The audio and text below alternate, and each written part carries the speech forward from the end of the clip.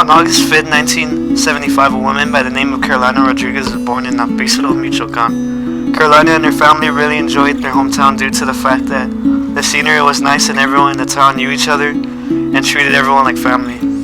But there were needs such as good paying jobs, education, and decent living conditions that couldn't be met in Apísalo. That's what ultimately led Carolina's parents, Juan Rodriguez and Susana Rodriguez, to gather Carolina and her sisters on a random early morning to embark towards the U.S.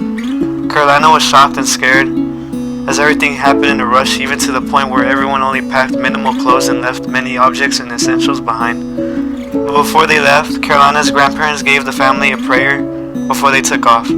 Carolina traveled in a vehicle and crossed the San Isidro border with two uncles that she never met, and an unfamiliar white woman, in which Carolina memorized the white woman's daughter's birth certificate information in order to fool border officers.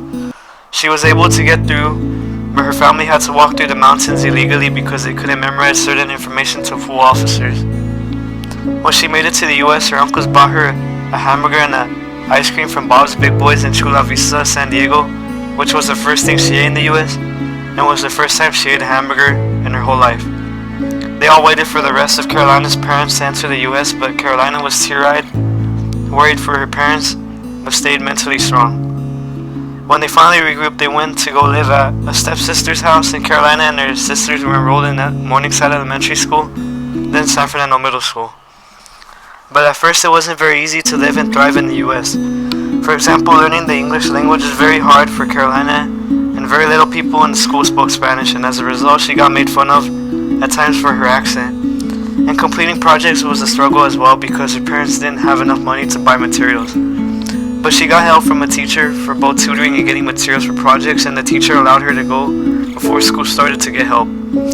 Also, the fear of being deported was held by everyone in the family, even to the point where they didn't even apply for government help or go to the hospital in fear of being asked for papers.